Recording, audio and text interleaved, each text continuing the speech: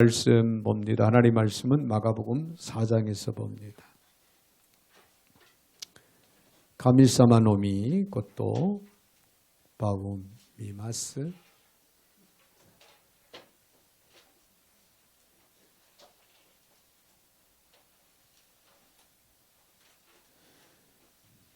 하나님 말씀 마가복음 4장 30절부터 32절까지 제가 받들어 봉독에 올립니다. 또 이르시되 우리가 하나님의 나라를 이렇게 비교하며 또 무슨 비유로 나타낼까? 겨자씨 한 알과 같으니 땅에 심길 때에는 땅 위의 모든 씨보다 작은 것이로되 심긴 후에는 자라서 모든 풀보다 커지며 큰 가지를 내나니 공중의 새들이 그 그늘에 깃들일 만큼 되느니라. 아멘. 32절까지 제가 밭들의 봉독에 올렸습니다. 사랑의 주님, 참으로 감사를 드립니다. 오늘도 저희를 사랑 가운데 불러주시고 또 말씀 앞에 세워주심을 감사드립니다.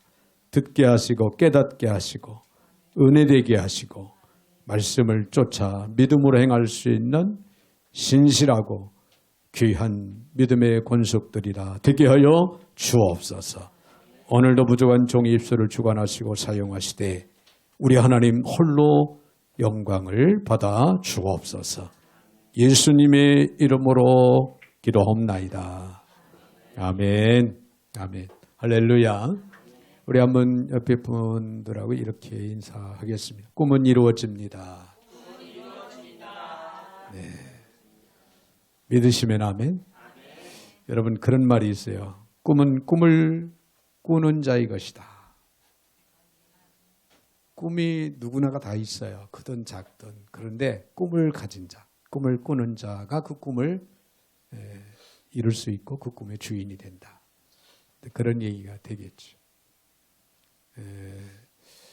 재미있는 이야기 중에 하나가 어떤 여성이 남자를 선택을 하는데 남자를 만나는데 좀 돈이 없어도 괜찮다. 그러나 꿈이 없는 남자는 싫다. 그런 얘기를 단호하게 했다고 그래요.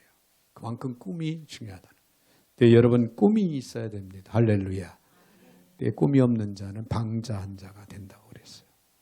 네, 꿈이 있으면요, 여러분 열심으로 살아갑니다. 꿈 있는 사람은 그래요. 꿈 있는 사람은 열심히 노력해요. 그 꿈 때문에 나름대로 열심히 노력해요. 우리 영의 사람들은 그 꿈을 이루기 위해서 열심히 기도하겠지요. 꿈을 가진 자가 성공합니다. 할렐루야. 그래서 꿈이라고 하는 것은 위대한 것이다. 그렇게 생각을 합니다. 자, 오늘 본문의 말씀을 통해서 겨자씨 한 알의 꿈이라고 하는 그런 말씀을 함께 생각을 하는데요. 예, 이런 이야기가 있습니다. 존이라는 젊은 청교도 목사인데 1637년에 신대륙에 대한 꿈을 안고 미국에 이제 찾아오게 됩니다. 자, 그런데 불과 1년도 못 돼서 38년에 그는 폐결핵 진단을 받고 맙니다. 그 당시에 결핵이라고 하는 것은 무서운 병. 예, 그래서 그 병을 걸리게 되면은 거의 다 세상을 떠는 안타까운 그런 상황 속에서 그가 깨닫고 임종 직전에 자신의 재산을 정리해서 그때 당시 책이 약 300권 정도가 있었는데 그 장소를 그가 살던 도시에 새로 설립된 뉴타운 칼리지에 기증을 하게 됩니다. 그렇게 기증하면서 한 장의 기증서를 전달을 해 주었는데요. 그 기증서 내용에는 이렇습니다. 나는 이 땅에 꿈을 가지고 찾아왔다. 좀 더 신학을 공부하고 싶고 법률을 공부하고 싶고 또 훌륭한 과학자, 훌륭한 신학자, 훌륭한 그런 법학자가 되는 것이 나의 꿈이었습니다. 그러나 주께서 나를 부르시는 것 같습니다. 내가 이 땅에서 이루지 못한 그 꿈을 후학들을 통해서 이 땅을 풍성하게 하고 인류에 이바지하는 위대한 거인들이 탄생하기를 기대합니다. 라고 하는 그런 기증서를 전달을 했다고 합니다.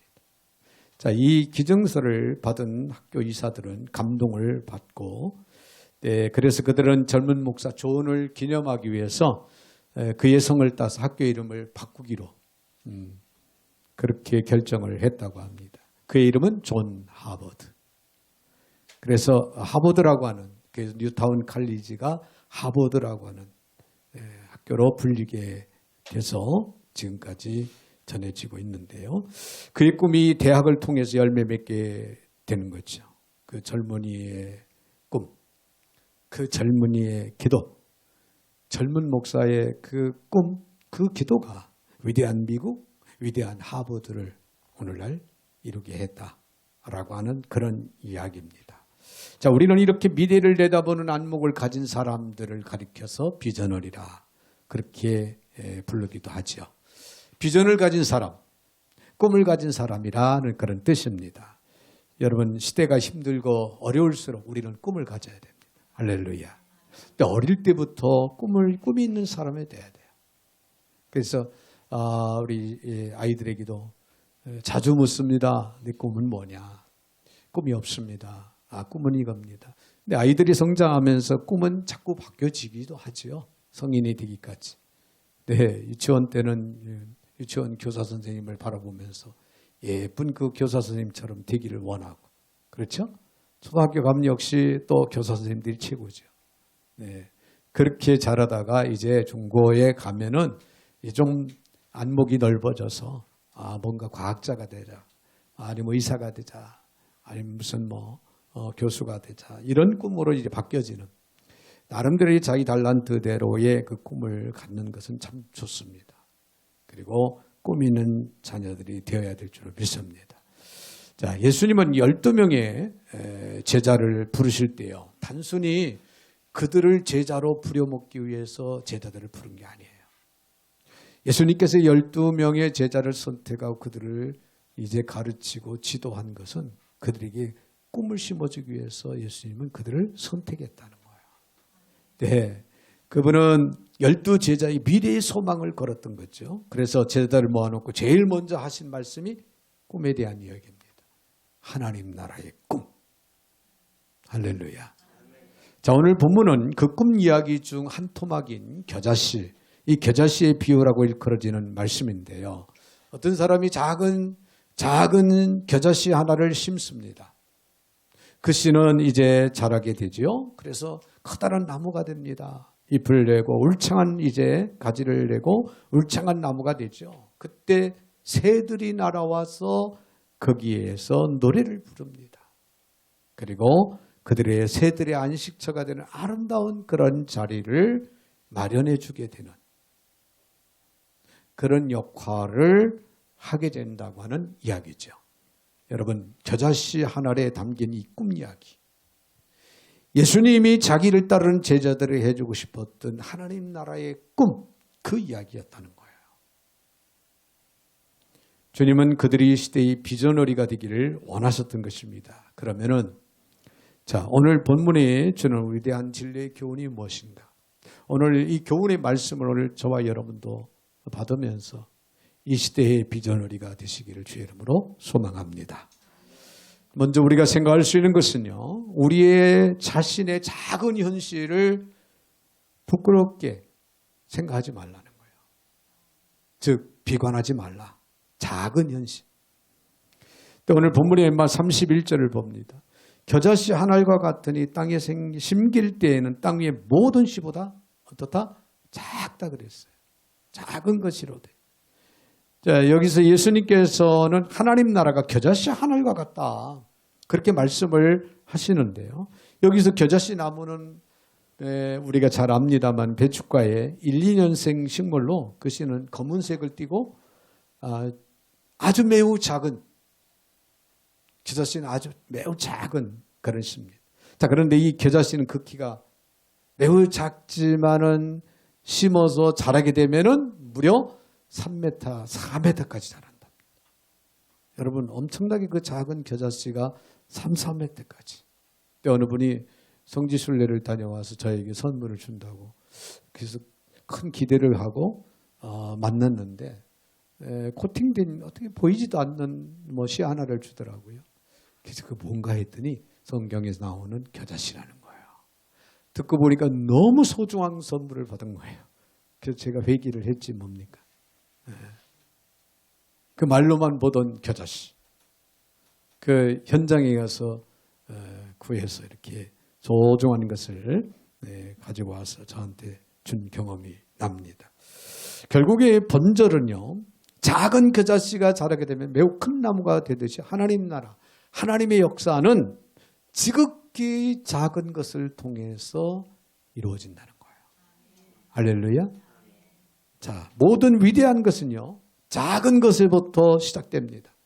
모든 위대한 것은 시련이라는 또 과정도 필요하다라는 사실을 우리가 기억할 수가 있습니다. 예수님의 제자들도 예수님을 처음 따르기 시작할 때 굉장한 기대를 하고 예수님을 쫓았을 겁니다. 자, 그런데 예수님을 따르다 보니까 별 큰 기사들이 처음에는 뭐 보이지를 않았어요. 몇 가지 기적들이 일어나기는 했지만은 그래도 뭔가 그들이 생각했던 엄청난 그런 기대에 못 미치게 느껴졌을 겁니다. 그런데 예수님이 행하신 그 기적 때문에 바리새인들이 들고 일어났고 예수님의 제자들까지도 궁지에 몰리는 그런 안타까운 상황까지 이제 가게 됩니다. 전도를 해봤지만은 별로 믿는 사람이 없었어요. 그때 제자들이 과연 승산이 있을까? 우리들이 내 생계를 유지해 나가는 그 모든 배경, 기구, 기술, 그런 능력들을 다 뒤로 하고 지금 나사렛 예수를 쫓아 나섰는데 과연 우리가 앞으로 이분을 통해서 성공적인 삶을 살아갈 수 있을까? 인생이 보탬이 될까? 제자들은 패배주의와 비관론에 이제 빠지게 됩니다. 자, 예수님은 바로 그 시점에 제자들을 모아놓고 하나님 나라의 꿈에 대한 이야기를 시작하신 거예요. 겨자씨는 작습니다. 그러나 이 작은 것이 전부가 아니라는 거예요. 작은 현실을 부끄럽게 생각할 이유가 없다. 지금 현실을 바라보면 소망이 없습니다. 보이지 않습니다. 뭔가 내 자신을 바라볼 때 나는 너무 연약하고 너무 작습니다. 가진 것, 아는 것, 또 여러 가지 배경 생각해 볼 때 무슨 큰일? 아니, 생각지조차도 못하는 그런 상황입니다. 그렇게 느껴지면서 부끄러움을 또 비관적인 그런 생각을 할 수도 있겠죠. 여러분, 겨자씨가 자라나듯이 그러나 우리에게는요, 미래가 있다는 사실을 믿으시기 바랍니다. 할렐루야. 어떤 위대한 것도 갑자기 커질 수는 없어요. 우리가 하나님을 믿는 하나님의 백성들이고 또 영의 사람들이지만은 예수를 믿는다고 해서 하루아침에 우리가 세계를 제패할 수 있는 그런 능력자가 된다? 그건 아니라는 거죠. 네, 모두가 다 미약한, 연약한 존재들로 시작을 합니다. 그래서 내 시작은 미약한 거예요. 그러나 여러분 믿으십시오. 내 나중은 창대하리라. 할렐루야. 이것이 우리 예수 믿는 그리스도인들에게 주어지는 하나님의 위대한 꿈입니다. 그런 믿음을 우리는 가지고 출발하는 거예요. 아주 작은 겨자씨지만은 그것이 자라서 결국에는 커다란 나무가 되고 열매를 맺히게 되는. 그러나 우리가 잊지 말아야 할 것은 과정이 있어야 돼요. 과정이 필요하다는 거예요. 과정. 그러기 위해서 오늘 마가복음 4장 때 거슬러서 26절을 보면은 이런 말씀이 나옵니다. 또 이르시되 하나님의 나라는 사람이 씨를 땅에 뿌린 것 같다. 그가 밤낮 자고 깨고 하는 중에 씨가 나서 자라되 어떻게 그리 되는지를 알지 못하느니 땅이 스스로 열매를 맺되 처음에는 싹이요 다음에는 이삭이요 그 다음에는 이삭의 충실한 곡식이라 열매가 익으면 곧 낫을 되나니 이는 추수 때가 이르렀느니라. 할렐루야. 네, 이 비유의 말씀처럼 씨가 자라는 과정이 반드시 필요하다는 거예요. 처음에는 싹으로 시작하지만은 그 싹은 이삭이 그 다음으로 충실한 곡식이 되고 열매가 된다라고 하는 그런 주님의 가르침, 그런 교훈이 담겨져 있는 말씀입니다. 그러므로 사랑하는 성도 여러분, 우리는 작은 것, 작은 어떤 지식이나 작은 능력으로 시작을 하지만은 여러분 기가 죽어서는 안 됩니다. 우리에겐 전능하신 하나님이 계십니다. 할렐루야. 만물을 창조하시고 지금도 주관하시고 섭리하시는 여호와가 우리의 아버지가 되십니다. 그분이 있는 한 우리는 시작은 미약하지만은 나중은 창대케 되어진다고 하는 여러분 이런 약속의 보장이 우리에게는 주어지고 있다고 하는 사실입니다. 여러분 하나님은 이게 하나님께서 일하시는 하나의 방법입니다. 하나님의 일은 이와 같이 언제나 눈에 띄지 않는 아주 작은 것에서부터 시작된다는 사실을 우리가 유념하고 시작에 크고 작음에 연연하지 하시기 바랍니다. 지금 우리에게 주어진 환희 여건 상황들은 아주 미비하고 연약할 수 있습니다. 그러나 여러분, 우리는 큰 일을 이룰 수 있다고 하는 꿈을 가져야 됩니다. 하나님의 도우심을 통해서 우리는 하나님이 원하시고 기뻐하시는 일들을 능히 이루어 갈 수 있다고 하는 이런 비전, 이런 꿈을 가져야 된다. 그런 얘기예요. 그러기에 오늘의 작은 연약한 나의 모습을 보고 낙심하거나 부끄럽게 생각하지 말라. 이것이 겨자씨가 주는 우리들에게 주는 교훈입니다. 자, 더 나아가서는요. 우리 안에는 위대한 가능성을 볼 수 있어야 된다는 거예요. 자, 오늘 32절의 상반절을 봅니다. 심긴 후에는 자라서 모든 풀보다 커지며 큰 가지를 내나니 그랬어요. 할렐루야. 모든 풀보다도 크고 큰 가지를 낸다. 울창한 숲을 이룰 수 있는 그런 기대가 있다는 거죠. 자, 예수님께서 굳이 작은 것들 중에 겨자씨의 비유를 선택하신 이유가 뭘까요? 여러분 뭐라고 생각이 됩니까? 겨자씨는요, 생명력이 있다는 거예요. 생명력이 있다는 거예요. 자랄 수 있다는 것, 생명이 있기 때문입니다. 아주 생명이 중요한 거예요. 살아있으나 죽은 교회, 하나님이 책망하십니다. 그러나 죽은 것 같지만은 살아있다고 하는 것은 희망이 있는 겁니다. 할렐루야. 주님이 원하시는 거예요. 세상이 볼 때 우리는 연약하고 우리는 아무것도 할 수 없는 것 같이 그렇게 보여진다 할지라도 우리 안에 성령이 계시고 하나님이 역사하신다면 여러분 우리 안에 생명력이 있는 한 우리는 이룬다는 거예요. 큰 일을. 할렐루야. 하나님이 원하시고 기뻐하시는 일을 반드시 이룬다는 겁니다. 여러분 겨자씨는 눈에도 띌까 말까 아주 작은 겁니다. 생물학적으로 연구에 의하면 팔레스타인에 있는 겨자씨의 직경은 1mm라고 합니다. 예, 여러분 1mm. 1mm. 어느 정도 작은 건지 알겠죠? 얼마나 작습니까? 그리고 무게는 1mg. 1mg 정도밖에 되지 않는다. 자, 이렇게 작은 겨자씨 눈에 보일까 말까 이 겨자씨가 자라면은요. 앞에서도 말씀을 드렸습니다만은 평균 키가 4m까지 자란다는 거예요. 이건 엄청난 이야기입니다. 눈에 띌까 말까 한 그 겨자씨가 이렇게 엄청나게 크게 자라서 가지를 펴고 새들이 날아와 안식처로 삼을 수 있다고 하는 것. 바로 그 안에 뭐가 있기 때문에 가능합니까? 생명력이 있기 때문에. 그 안에 생명력이 있다고 하는 것을 우리들에게 입증해 보여주고 있다. 그런 얘기예요. 이 비유를 통해서 주님은 무엇을 설명하고 계신가? 무엇을 우리로 하여금 깨닫게 하시고 계신가? 자, 그것은 바로 복음의 성장, 잠재력이 무한하다는 겁니다.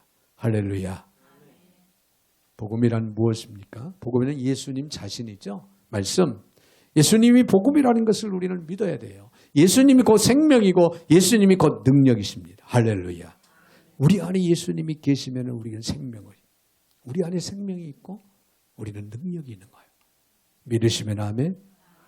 이론적으로만 우리는 아멘하지 마시고 우리의 마음속 깊이 믿어야 됩니다.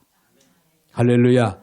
한번 따라해 볼까요? 나는 예수님이 내 안에 있는 한 위대합니다. 할렐루야. 예수님 자신이야말로 기독교의 최대의 자산이고 우리 인생의 꿈과 소망, 반석과 능력이 되신다고 하는 것 여러분 잊지 마세요. 여러분 우리는 그리스도의 복음이 얼마나 큰 위력으로 세계를 지배하기에 이르렀는지를 잘 알고 있습니다. 예수님의 제자들이 하나님께서 약속한 성령의 충만을 받은 것 동시에 이 세계를 어떻게 합니까? 새로운 국면을 맞게 되죠. 그렇습니다. 아무것도 할 수 없을 것으로 여겨졌던 갈릴리 촌 사람들이에요. 그 촌 사람들을 통해서 그것도 뭐 수십만 명이 아니라 12제자. 하나님께서 그들을 놀랍게 역사하심으로 유태인들의 상당수가 그리스도의 제자로 돌아옵니다. 또 복음은 예루살렘을 넘어서 유다와 사마리아와 팔레스타인 전 지역 소아시아, 마케도냐, 로마, 서바나 그리고 전 유럽과 아메리카, 아시아 등지에 빠른 속도로 퍼져나가기 시작합니다. 수많은 사람들이 예수님의 제자로 거룩한 백성으로 만들어지죠. 생명의 구원의 역사가 그동안 엄청나게 일어났습니다. 우리나라도 무려 135년 전에 복음이 들어왔어. 그동안 수없이 많은 영혼들이 생명을 얻고 주님의 품에 안기는, 현재만 보지 말고 지금까지 생명의 구원의 역사를 이룬 영혼들이 얼마나 많이 있는가. 그리고 앞으로도 주님 오실 날까지 앞으로도 주의 부르심을 받고 생명의 구원의 역사를 받을 그런 영혼들이 이 땅에는 얼마나 많이 있는가. 또한 저희가 이제 선교관을 운영하면서 느끼는 것 중에 하나가 바로 그렇습니다. 우리나라 저 적은 땅 또 적은 인구 중에 기독교가 뭐 1천만 명도 되니 안 되니 하는 그런 나라인데 세계 선교사로 3만 명을 파송 보내는 이런 위대한 놀라운 역사를 하나님이 하셨다? 그 정도는 이론적으로 받아들일 수가 있었어요. 그런데요, 저희가 이제 선교관을 직접 운영하면서 유럽, 아프리카, 뭐 아시아, 그 남미 쪽으로, 아메리카 이쪽으로 구석구석 선교사님들이 안 가신 곳이 없어요. 저희 선교관에 다녀가신 선교사님들만 해도 정말 많은 선교사님들이 구석구석에 가서, 죄송합니다만 르완다에서 오셨다고 해서 아프리카인데 어디 계시지? 르완다가 어디 있지? 제가 처음에는 위치를 몰랐어요. 탄자니아에서 오셨는데 탄자니아는 좀 이렇게 남아공에서도 오시고 가나도 이제 알고 그러는데 르완다? 그래서 제가 자세히 지도를 봤습니다. 여기 들어오시다 보면 세계 지도가 이렇게 있는데 거기는 그래도 지도가 이제 크다 보니까 르완다가 그래도 이름도 다 보이더라고요. 죄송해요. 제가 몰라봤어요. 그 아프리카 르완다.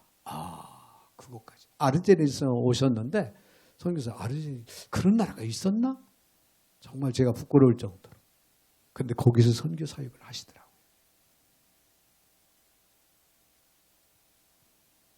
이번에 오신 스리랑카. 맨 이렇게 말레 밑에 부분 섬에 거기서 이 사역을 하시더라고요. 정말 우리 한국의 선교사님들이 안 가신 곳이 없어요. 안 가신 곳이. 아직도 저희 선교관이 오시려면은 아직도 멀었습니다만은 전 세계적으로 가신 선교사님들이 한 번씩 다녀갔으면 참 좋겠어요.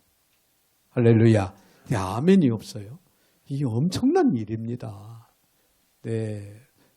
엄청난 일을 우리는 대하고 있고 너무 감사한 것은 가족들을 참 놓고 제가 기도 많이 했어요. 하나님, 선교사님 가족들을 돌아볼 수 있게 해주세요. 또 선교사님들을 섬길 수 있게 해주세요. 그렇게 기도를 해와서 그런지 자녀들을 데리고 오는 선교사님들은 정말 애틋해요. 가족들. 혼자 오셨다고 그래서 제가 별로 관심이 없고 이런 건 아닙니다만은 가족들이 오면은 저희 형제들이 온 것 같아요. 친척들이 오신 것 같아요.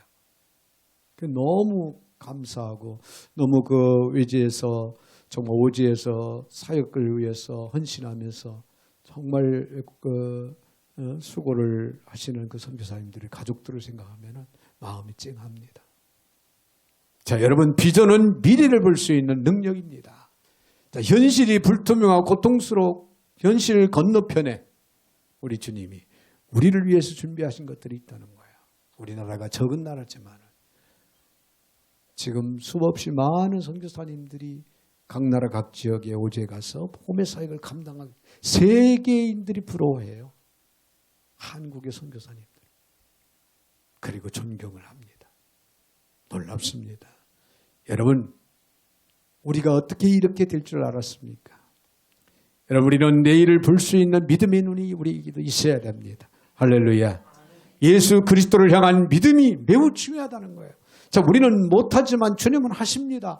주님으로 말미암아 불가능한 것처럼 보이지만은 이루어진다는 거예요. 주님 때문에. 주의 능력 안에서 이루어진다는 겁니다. 내 인생은 불투명하지만은 주님은 나와 함께 하신다는 거예요. 여러분, 주님을 신뢰하십시오. 이 믿음만 있다면은 우리는 일어날 것입니다. 우리는 큰 일을 이룰 것입니다. 이런 믿음을 가지고 우리는 주님 앞에 헌신할 수 있는 오늘 저와 여러분들이 되시기를 주의 이름으로 축원을 드립니다. 자, 더 나아가서는요, 우리의 성장이 이웃에게 축복이 된다는 걸 믿으시기 바랍니다. 32절 하반절을 보면 공중의 새들이 옵니다. 공중의 새들이 와서 그 그늘에 깃들고 그곳에 안식을 합니다. 그곳에서 노래를 부릅니다. 지금은 작지만 우리의 성장하고 변화해 나갈 것이다 라고 하는 가르침, 그런 교훈입니다. 자, 여러분, 지금은 비록 우리가 힘들고 연약하고 부족하지만 우리는 재기할 것입니다. 그리고 우리는 어느 날 나의 삶이 이웃들에게 위로가 되고 복이 되고 도움이 되는 그런 날이 반드시 온다고 하는 사실을 믿으시기 바랍니다. 어떻게 보면은 우리 한소망교회가 늦은 감이 있어요. 제가 목회는 오래 했지만은 이 선교관은 이렇게 늦음하게 지금 만 2년이 5월달 만 2년이 넘었습니다만은 너무 늦은 감이 있더라고 하는 생각이 들더라고요. 근데 앞으로 제가 목회를 선교관을 언제까지 할지는 모르겠습니다만 하나님 건강 주시면 죽을 때까지 해야 되겠죠. 할렐루야. 아멘 안 하시는 거 보니까 나이 먹으면 은퇴하시오. 그 얘기가 아닌가 그런 생각이 듭니다. 그런데 다른 건 몰라도요. 하나님의 일은 고집을 좀 부려야 돼요. 만류해도 해야 되는 거야. 죽을 때까지. 할렐루야. 할렐루야. 네, 고맙습니다. 네, 선교관의 비전. 이렇게 좀 하다 보니까 제 마음속에 새로운 비전을 자꾸 주셔요. 그런 거 보면 조금 일찍 시작했더라면 지금쯤 하나님 기뻐하시는 큰 일들을 이루어 갈 수 있을 텐데 라고 하는 아쉬움. 제가 이제 또 후반전 100일 작전 기도가 어제부터 들어갔습니다. 새벽에. 그런데 그 제목 중에 하나가 여러분 놀라지 마십시오. 내년 1월부터는 우리 선교사님들 직계는 보름 동안 무료로 해야 되겠다. 제가 원래 선교관을 시작하기 전에는 무료로 하는 걸로 목표로 그렇게 기도해 왔는데 어떤 상황이나 환경 상황이나 여건들이 허락이 안 돼서 어쩔 수 없이 기본 사용료를 이제 받아가면서 하는데 마음이 영 불편해요.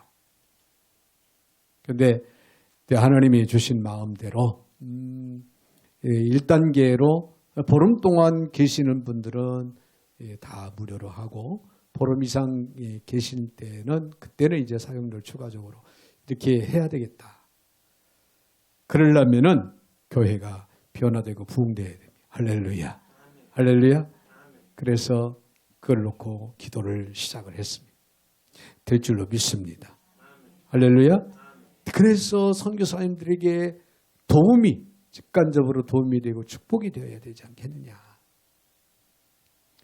이 힘든 시기를 넘었을 때 이웃들에게 축복을 나눠줄 수 있는 그런 민족, 그런 가정, 그런 교회가 된다는 것. 이것을 우리가 믿어야 되고 이 믿음을 우리는 가져야 될 줄로 믿습니다. 여러분, 이런 환상이 있어야 됩니다. 이것이 작은 겨자씨의 꿈이라고 하는 사실이에요. 내가 자라나서 울창한 나무가 되고 가지를 펼칠 때 새들이 날아오고 그들에게 안식처를 제공하고 그들에게 새들로 하여금 노래하게 하리라.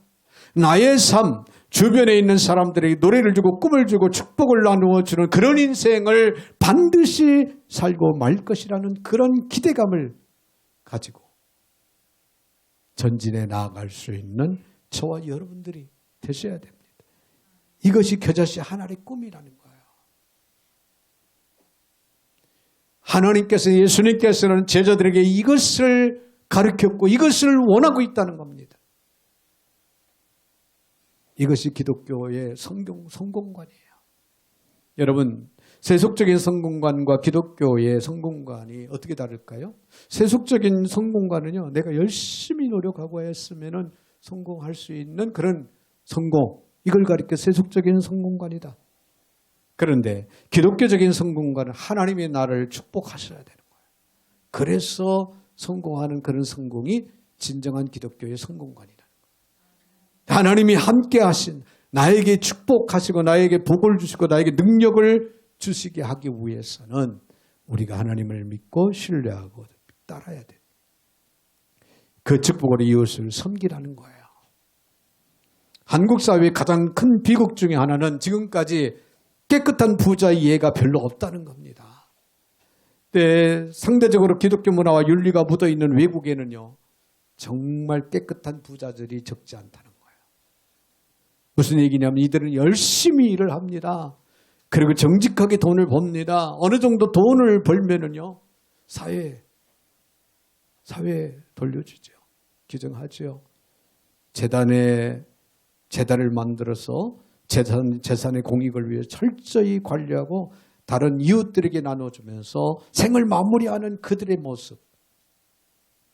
이게 기독교 국가의 전통이라는 거예요. 열심히 일하십시오. 열심히 재산을 많이 모으십시오. 그리고 여러분 환원하십시오. 주의 나라를 위해서, 주의 영광을 위해서, 이웃을 위해서. 할렐루야.